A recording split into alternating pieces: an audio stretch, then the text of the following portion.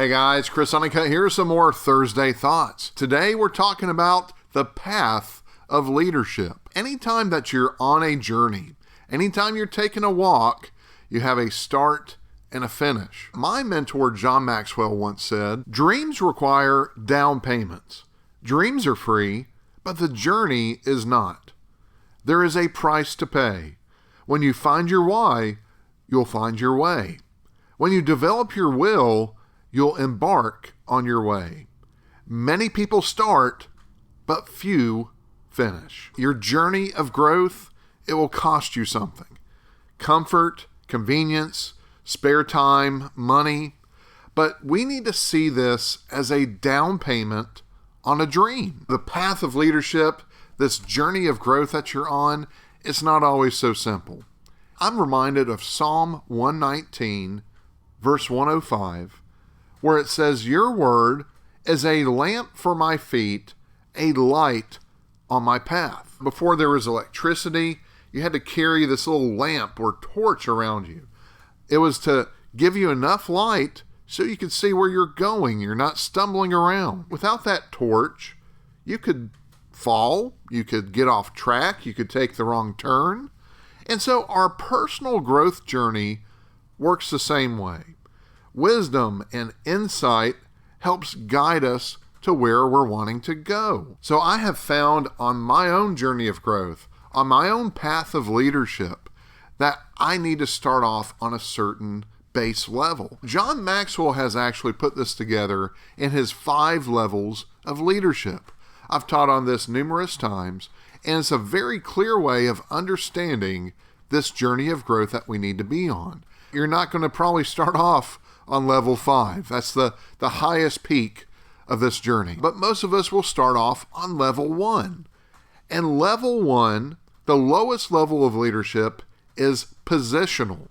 That means you are paid to be a leader. Think of a manager of a Pizza Hut. Think of getting tasked with some basic responsibilities and you're having to lead a team of employees. It's your position to be a leader. And this is where a lot of us are in life. We don't have leadership traits. We don't have leadership instincts. We don't have leadership desires. But we do have to manage people. And that's what all this is managing people. You're not leading them to higher heights. You're not trying to get the best out of them per se. You're just wanting them to do their job too. So a level 1 leader is just collecting a paycheck. They're just doing their job. And maybe they might do it well. Maybe they're a great manager of people and things are running smoothly, but you know what? Maybe things aren't growing. And that's when you need to go to the next level. But on this level 1 of leadership, that's usually where we start. We're not thinking of other people. We're thinking of our own responsibilities. We're thinking of our own journey of growth. We're thinking of our own path to leadership. And that's where, again, we have to get out of the mindset of management. There's nothing wrong with the concept of management. There's plenty of books that are written, plenty of conferences and workshops out there of how to be a better manager. But you know what? We want to be more than just a manager. We want to be a leader. A level 2 leader is based on permission, that people in their minds have given you permission to lead them. This is based on some sort of arrangement at work. This is a relationship-focused type of leadership. And to grow on this level, leaders need to work on getting to know their people and connecting with them. You can't lead without people. Again, that's what a leader is. You're automatically involved with other people. If you don't like being around people, by all means, stay at home. Don't do anything. But don't be someone that will not get involved with other people's lives. You are investing in them. You're trying to check up on them. You're trying to show care, and you want to lead them with authenticity. And if you don't care about them, then you're not going to probably lead them well. When you like people and treat them as individuals who have value, you begin to develop positive influence with them. That means trust will grow. And this usually leads to respect. It becomes a much more positive environment, whether that's at home on the job or at play or while volunteering. Level 2 leadership is where solid, lasting relationships are built, and it creates the foundation for this next level of leadership. Level 3 leadership is based on production. The best leaders know how to motivate people to get things done. And getting things done is what level 3 leadership is all about. And on this level, leaders who produce results build their influence and credibility. People still follow you because they want to, but they do it because it's more than just a relationship. People follow you because of your track record.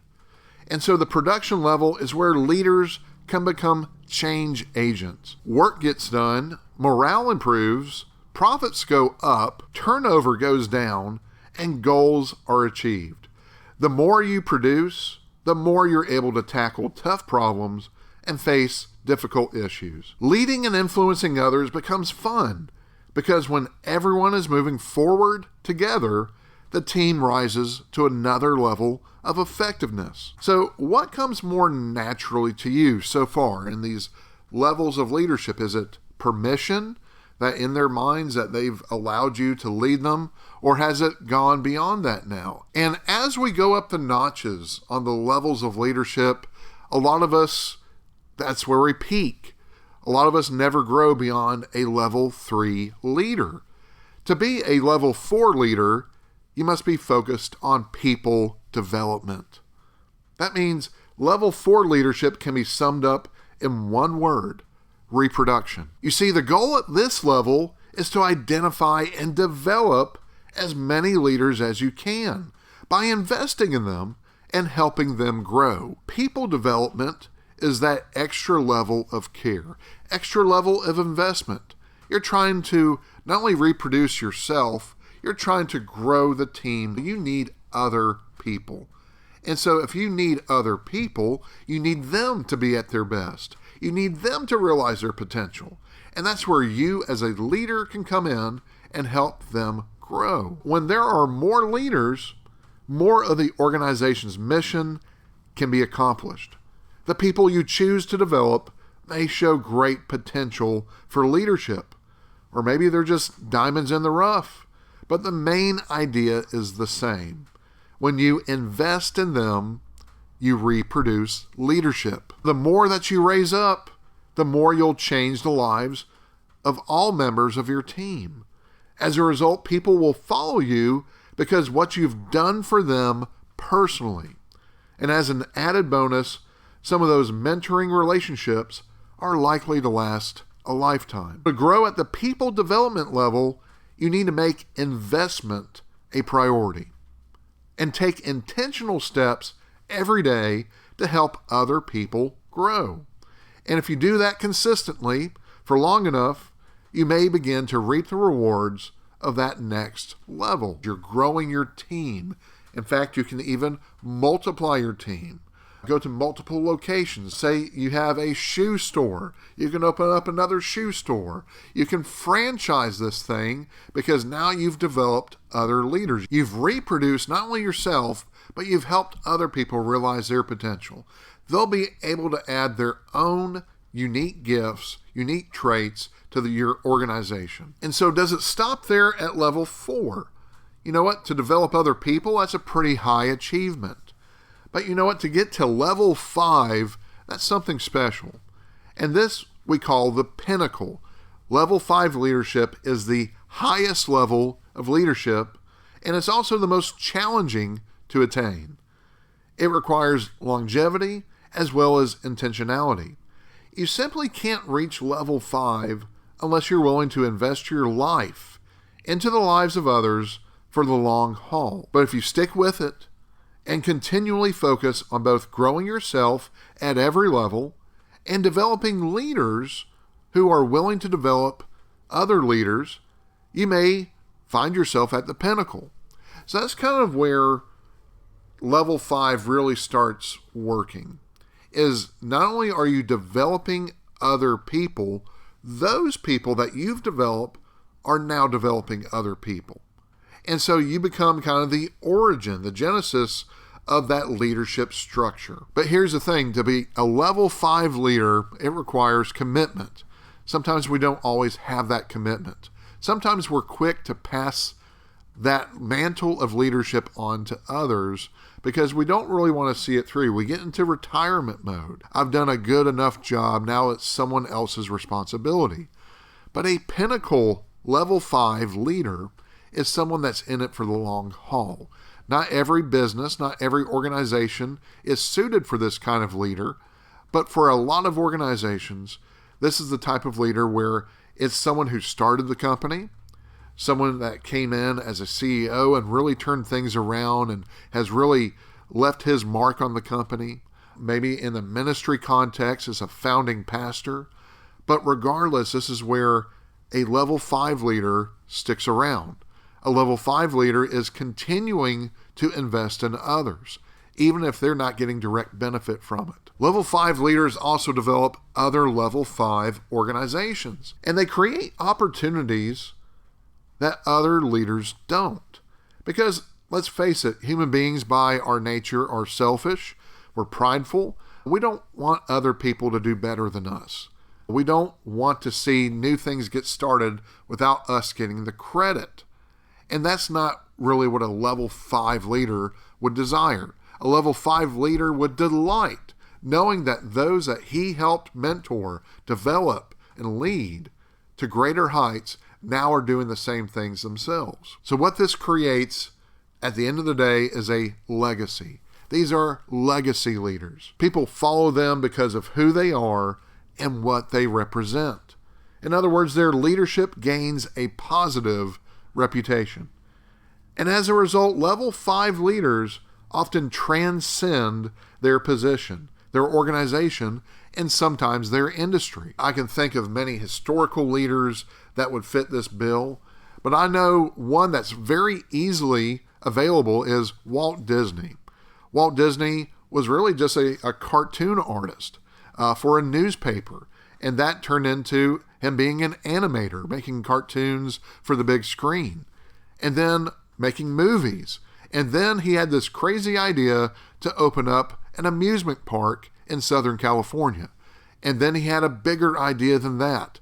He wanted to open up a city of tomorrow, something that would speak for generations on the development of community and mankind.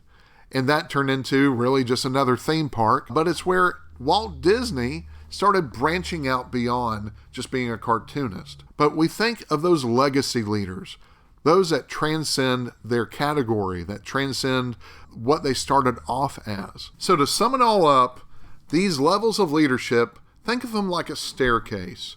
You're going to start from the bottom, but you're going to work your way up. As it is, maybe say with mountain climbing, the farther you go, the higher you go, is going to be a little bit more difficult.